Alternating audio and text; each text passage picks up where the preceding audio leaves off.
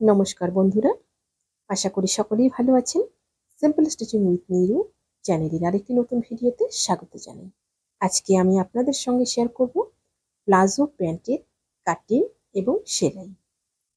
এর সাথে থাকবে কিন্তু অনেক গুরুত্বপূর্ণ টিপস, রাবারের মাপ এবং রাবারের হিসাব, আপনারা কিভাবে রাবার কোন মাপের জন্য কতটুকু রাবার নিতে হবে সমস্তটা কিন্তু আজকে আমি এই ভিডিওর মাধ্যমে খুব সহজভাবে স্টেপ বাই স্টেপ আপনাদের দেখাবো।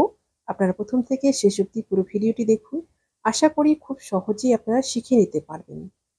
আমার চ্যানেলটি যদি নতুন হয়ে থাকেন প্লিজ চ্যানেলটি সাবস্ক্রাইব করে দিয়ে পাশে থাকা বেল আইকনটি প্রেস করে দিন, যাতে আমি নতুন ভিডিও আপলোড করার সাথে সাথে আপনার কাছে নোটিফিকেশন পৌঁছে যায়। যারা ফেসবুক পেজ থেকে দেখছেন পেজটিকে ফলো করে আমার সাথে থাকুন। আপনাদের কোথাও বুঝতে সমস্যা হলে আপনারা অবশ্যই আমাকে কমেন্টে জিজ্ঞাসা করবেন। প্যান্টটি কাটার জন্য সবার প্রথম কিন্তু কাপড়টিকে আমি 4 ভাঁজে ভাঁজ করে নিয়েছি। টোটাল 4টা পার্ট। বন্ধ দিকটা কিন্তু আমার দিকে রয়েছে, খোলা দিকটা আমার অপর সাইডে রয়েছে। দেখুন ঠিক এইভাবে 4টা পার্ট। এখানে 2 ভাঁজ রয়েছে আর এদিকে এরকমভাবে 2টো ভাঁজ। আশা করি ভাঁজটি আপনারা বুঝতে পেরেছেন। টোটাল 4টা ভাঁজ লম্বা করে নিয়েছি। এবার দেখুন ওপর থেকে একটা মাপ নিয়ে নিচ্ছি 2.5 ইঞ্চি। এই 2.5 ইঞ্চিটা রাখছি আমি কিন্তু উপরে যে আমি এলাস্টিকটা লাগাবো, এই এলাস্টিকের জন্য আমি 2.5 ইঞ্চি এখানে রেখে দিলাম। এই 2.5 ইঞ্চিটা কিন্তু ফোল্ড হয়ে যাবে। ঠিক এভাবে লাইন টেনে এটা রেখে দিলাম। এবার নিয়ে নিব নিচের মাপগুলো। সবার প্রথম নিয়ে নিব ঠিক কোমর থেকে একদম আমাদের যে হাইটা হয় সেই হাই পর্যন্ত এখানে কিন্তু হাইটের মাপটা নিয়ে নিব। এখানে হাই পর্যন্ত হাইটের মাপটা থাকবে 14.5 ইঞ্চি। আপনারা এখানে মেপে নেবেন, যার যতটা প্রয়োজন সেই অনুযায়ী কিন্তু এখানে নিতে হবে। আমারটা এখানে 14.5 ইঞ্চি এসছে। যেহেতু প্যান্টের সাইজটা একটু বড়, 14.5 ইঞ্চি কিন্তু আমি হাইটা রেখেছি। এবার দেখুন এখানে আমাদের একটা থাইয়ের মাপ, একটা পায়ের যে ওপরের অংশটা একদম পা যেখান থেকে আমার পা দুটো ভাগ হয়ে যায় সেই জায়গাটার মাপটা নিয়েছি কিন্তু 13 ইঞ্চি। 13 ইঞ্চিতে এভাবে একটা লাইন টানলাম। তারপর কিন্তু দেখুন এই 13 ইঞ্চির সাথে উপরে একদম সোজা করে এভাবে মিলিয়ে দেব। মিলিয়ে দেওয়ার পর তারপর কিন্তু এখানে এই যে কোণাটা রয়েছে এই কোণাটাতে কিন্তু 1.25 ইঞ্চি মতো এখানে নিয়ে নিলাম। 1.25 ইঞ্চি মতো নিয়ে এখানে আমি রাউন্ড শেপটা দিয়ে দিলাম। এটা কিন্তু হবে আমার কল্লিটা। কল্লিটায় কিন্তু চওড়াটা আমার রয়েছে 3 ইঞ্চি। এবার নিয়ে নিব লম্বার মাপটা। লম্বার মাপটা দেখুন ঠিক এই জায়গা থেকে নেব। এটা কিন্তু ভাঁজ হয়ে যাবে, যেটা আমি উপরে রেখেছি এটা কিন্তু সম্পূর্ণটা ভাঁজ হয়ে যাবে। এবার নিয়ে নিচ্ছি সম্পূর্ণটা লম্বার মাপটা। লম্বাটা আমার 34 ইঞ্চিতে কমপ্লিট হবে। 34-এ একটা মার্ক করব ঠিক এইভাবে, এবং 2 ইঞ্চি নিচে নিয়ে নিব এক্সট্রা সেলাই মার্জিনের জন্য। নিচে যে আমি ফোল্ডটা করব ফোল্ডের জন্য কিন্তু 2 ইঞ্চি নিয়ে নিলাম। আপনাদের যতটা লম্বা থাকবে সেই অনুযায়ী আপনারা লম্বাটা নিয়ে নেবেন। তারপর 2 ইঞ্চি এভাবে ফোল্ড করার জন্য নিয়ে নেবেন। এবার নিচের যে মাপটা রয়েছে নিচের মাপ থেকে এভাবে একটা লাইন টেনে নেব। লাইন টেনে নিলাম। এবার নিয়ে নিব নিচের পায়ের যে মুহুরিটা রয়েছে মুহুরির মাপটা। পায়ের মুহুরির মাপটা ঠিক এখান থেকে নিয়ে নিব আমি 12 ইঞ্চি। টোটাল গোলাইটা রেখেছি আমি 24 ইঞ্চিতে কমপ্লিট হবে। ঠিক এভাবে আমি 12 ইঞ্চি নিয়ে নিলাম। একটু বাড়িয়ে নেব সেলাই মার্জিনের জন্য 1/2 ইঞ্চি মতো। 12.5 ইঞ্চিতে কিন্তু এভাবে মার্ক করলাম। এবার দেখুন এই কোণা থেকে এই যে মাপটা রয়েছে শেভিং স্কেল বসিয়ে ঠিক এভাবে কিন্তু সোজা একটা লাইন টেনে নেব। প্লাজো প্যান্ট কিন্তু আমার ড্রয়িং কমপ্লিট হয়ে গেল। একদম সহজ, খুব সহজভাবে আমি দেখিয়েছি। দেখুন ঠিক এইভাবে কিন্তু মাপ অনুযায়ী এবার কাটিং করে নেব। একদমই সহজ, 2 মিনিটে প্লাজো প্যান্ট কাটিং হয়ে যায়। ঠিক এইভাবে উপরের শেপটা দিয়ে নেব। প্যান্টটা কিন্তু আমার কাটিং কমপ্লিট হয়ে গেল। এবার নিয়ে নিব রবারের মাপটা। রবারের মাপটা দেখুন এখানে কোমর যতটা রয়েছে সম্পূর্ণটা কিন্তু মাপ নিয়ে নিব। কোমর আমার রয়েছে 40 ইঞ্চি। 40 ইঞ্চি কোমর যদি থাকে তাহলে রবারটা আমি কিন্তু 35 ইঞ্চিতে কাটবো। টোটাল কিন্তু 40 থেকে কিন্তু আমি 5 বিয়োগ করে দিব। 40 থেকে এভাবে 5 ইঞ্চি আমি মাইনাস করে দিয়ে 35-এ কিন্তু রবারটা কাটিং করে নিব। 5 ইঞ্চি এভাবে ছোট রাখলেই কিন্তু খুব সুন্দরভাবে এলাস্টিকটা কিন্তু কোমরের মধ্যে সেট হয়ে যাবে। আপনাদের যদি অন্যরকম মাপ থাকে সেক্ষেত্রেও কিন্তু এই ফর্মুলাটা আপনারা ব্যবহার করতে পারবেন। যতটা কোমরের মাপ থাকবে তার থেকে 5 ইঞ্চি মাইনাস করে দেবেন। এবার দেখুন এই যে রাউন্ড শেপটা রয়েছে এই রাউন্ড শেপটা প্রথমে কিন্তু সেলাই করে নেব। দুটো পার্টি দেখুন দুটো সাইডে এইভাবে রাউন্ড শেপটা সেলাই করে নেব। ঠিক এভাবে দুটো পার্ট সমানভাবে বসিয়ে নিয়েছি। দুটো পার্ট সমানভাবে বসিয়ে নিয়ে 1/2 ইঞ্চি মার্জিনে রাউন্ড শেপটা সেলাই করে নিচ্ছি। একই রকম ভাবে অপর সাইডটাও কিন্তু সেলাই করে নেব। দুটো সাইডই কিন্তু আমার সুন্দরভাবে জয়েন্ট হয়ে গেছে রাউন্ড শেপ দুটো। এবার দেখুন রাউন্ড শেপটা জয়েন করার পর এবার কিন্তু খুলে নিতে হবে। খুলে নিব ঠিক এই যে জয়েন্টটা রয়েছে এই জয়েন্টটা কিন্তু এবার মাঝখানে চলে আসবে।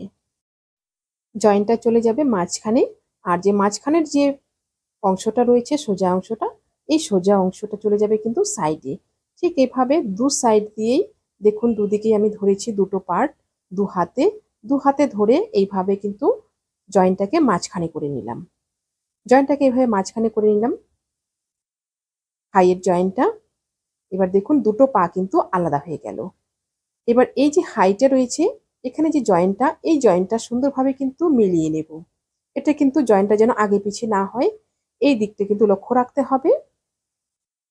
জয়েন্টটা সুন্দরভাবে মিলিয়ে নিয়ে পায়ের যে গোলাইটা রয়েছে পায়ের গোলাইটা কিন্তু আমি এই পাশ থেকে এই পাশ পর্যন্ত কিন্তু সম্পূর্ণটা জয়েন করে নিব। দেখুন এই যে সম্পূর্ণটা একদম এই পা থেকে ওই পা অবধি সম্পূর্ণটা কিন্তু 1/2 ইঞ্চি মার্জিনে একদম জয়েন করে নেব। আর জয়েন করার সময় দেখতে হবে এই যে মাঝখানের আমার হাইয়ের জয়েন্টটা রয়েছে এটা যেন সমান থাকে, দুটো সেলাই যেন আগে পিছিয়ে না হয়ে যায়।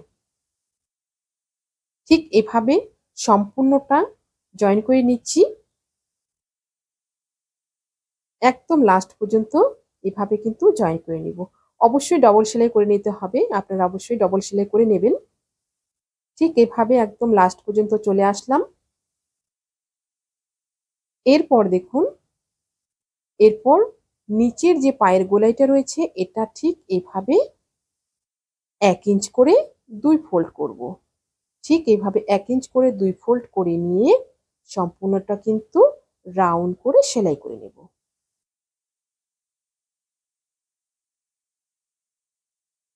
আপনারা যারা সেলাই কাজে একদমই নতুন তারা কিন্তু এই জায়গাটায় পিন লাগিয়ে নিতে পারেন। সেক্ষেত্রে আপনাদের সেলাইটা করতে অনেকটা সুবিধে হবে। এখানে কিন্তু ক্রস হয়ে যাওয়ার ভয় থাকবে না তাহলে। আর পিন যদি না লাগান তাহলে কিন্তু খুব ধীরে ধীরে একটু করে নিতে হবে সম্পূর্ণটা। একদম লাস্ট পর্যন্ত আমি সেলাই করে নিলাম। ঠিক একই রকম ভাবে অপর সাইডের পায়ের গোলাইটাও আমি সেলাই করে নিব। দুটো সাইডই কিন্তু আমার পায়ের গোলাই দুটো হয়ে গেল সেলাই। এবার আমি কোমরের দিকটা সেলাই করব। কোমরের দিকটা দেখুন যতটা আমি মার্ক করে রেখেছি সেই মার্ক অনুযায়ী কিন্তু আমার যাবে। এখানে কিন্তু আমি 1/2 ইঞ্চি এভাবে ভাঁজ করে নিলাম। 1/2 ইঞ্চি ভেতরে এভাবে ফোল্ড করে নিয়ে এভাবে রাউন্ড শেপে কিন্তু সম্পূর্ণটা সেলাই করে নিচ্ছি। ঠিক এভাবে আস্তে আস্তে ভাঁজ করে করে সম্পূর্ণটা রাউন্ড শেপে সেলাই করে নেব। যতটা আমার মার্ক করা রয়েছে সেই মার্ক অনুযায়ী কিন্তু আমি এই ভাঁজটা রাখছি। ধীরে ধীরে এভাবে ভাঁজ করতে করতে কিন্তু সম্পূর্ণটা সেলাই দিয়ে নেব। একদম লাস্ট পর্যন্ত চলে যাব। তারপরে দেখুন এই জায়গাটায় কিন্তু একটুখানি খোলা রাখবো। 1 ইঞ্চি মতো কিন্তু এখানে খোলা রাখবো। এই খোলাটা দিয়ে কিন্তু এলাস্টিকটা ভেতরে নেব। দেখুন ঠিক এতটা জায়গা এখানে কিন্তু খোলা রাখলাম। খোলা রেখে এবার দেখুন বের করে নিলাম। একটা সেফটি পিনের সাহায্যে কিন্তু এভাবে এলাস্টিকটা আমি ভেতরে ভরে নিচ্ছি। এলাস্টিকটা কিন্তু প্রথমেই সেলাই করব না, এলাস্টিকটা সম্পূর্ণটা এভাবে আস্তে আস্তে খুব সুন্দরভাবে ভেতরে সম্পূর্ণটা কিন্তু সমানভাবে কিন্তু দিয়ে নেব। এখানে কিন্তু একসাথে অনেকটা কাপড় জমা হয়ে যাবে, এটা কিন্তু আস্তে আস্তে সরিয়ে নিতে হবে। অল্প অল্প কাপড় সরিয়ে নেব আর এভাবে কিন্তু সেফটি পিনটার সাহায্যে এলাস্টিকটাকে আগের দিকে নিয়ে যাব। ঠিক এভাবে সম্পূর্ণটা কিন্তু এপাশ থেকে এপাশ পর্যন্ত বের করে নেব। সম্পূর্ণটা কিন্তু আমার বের হয়ে গেল। ঠিক এপাশে কিন্তু এলাস্টিকটা চলে আসলো। এবার দেখুন, এবার দুটোকেই সমানভাবে একটার উপর কিন্তু একটা এভাবে বসিয়ে নিয়েছি। এখানে কিন্তু 1/2 ইঞ্চি উপর করে বসিয়ে নিয়েছি। 1/2 ইঞ্চি উপর করে বসিয়ে নিয়ে এখানে কিন্তু এলাস্টিকটা আমি জয়েন করে নিচ্ছি প্রথমে। এখানে কিন্তু দেখে নিতে হবে এলাস্টিকটা যেন সমান থাকে, কারণ ঘুরে গেলে কিন্তু আবার এলাস্টিকটা খুলে আবার সেলাই করতে হবে। এক সাইডে যদি ঘুরে যায় আর এক সাইডে যদি সমান থাকে, এটা কিন্তু সমানটা দেখে নিতে হবে। দেখুন এলাস্টিকটা ঠিক এইভাবে জয়েন করে নেব। জয়েন করে নেওয়ার পর তারপর কিন্তু এভাবে সম্পূর্ণটা যে কাপড়টা আমার এক্সট্রা রয়েছে সেটা কিন্তু এদিকে সরিয়ে সরিয়ে নেব। সরিয়ে নেওয়ার পর তারপর দেখুন এখানে যতটা খোলাটা রয়েছে এই খোলাটা কিন্তু এবার সেলাই করে নেব। ঠিক এভাবে খোলাটা বন্ধ করে দিচ্ছি। বন্ধ করে দিয়ে কিন্তু ডবল সেলাই করে নেব। আপনারা অবশ্যই ডবল সেলাই করে নেবেন। ডবল সেলাই করে নেওয়ার পর তারপর কিন্তু আবার সমান করে নিচ্ছি, সম্পূর্ণটা সমান করে নিচ্ছি, কেন একদম এক সমান থাকে কুচিগুলো। সম্পূর্ণটা একদম এভাবে সমান করে নেওয়ার পর তারপর কিন্তু একদম মাঝখানে একটা সেলাই দিয়ে নেব। ঠিক মাঝখানে এভাবে এলাস্টিকের বসিয়ে নেওয়ার পরে চাপের মধ্যে বসিয়ে নেওয়ার পরে দেখুন ঠিক এভাবে দুদিকেই আমি কিন্তু টান দিচ্ছি। একদিকেই কিন্তু টান দেওয়া যাবে না, দুদিকেই টান দেব। দেখুন দুদিকে টান দিয়ে কিন্তু এভাবে সেলাইটা করে নিচ্ছি। একদিকে টান দিলে কিন্তু সুচটা ভেঙে যাবে, সেলাইটা কিন্তু ভালো হবে না। ঠিক এভাবে দুদিকে টেনে কিন্তু সেলাইটা করে নিব, মিডিলের সেলাইটা। তারপর কিন্তু প্যান্টটা আমার কমপ্লিট। আশা করি ভিডিওটি আপনাদের সকলের ভালো লেগেছে। ভিডিওটি ভালো লাগলে অবশ্যই লাইক, কমেন্ট এবং শেয়ার করবেন। নতুন নতুন ভিডিও পেতে চ্যানেলটিকে সাবস্ক্রাইব করে রাখবেন। যারা ফেসবুক পেজ থেকে দেখছেন পেজটিকে ফলো করে আমার সাথে থাকবেন। সবাই ভালো থাকবেন, সুস্থ থাকবেন। আজকে এই পর্যন্তই, দেখা হচ্ছে পরবর্তী আরেকটা নতুন ভিডিওর সাথে।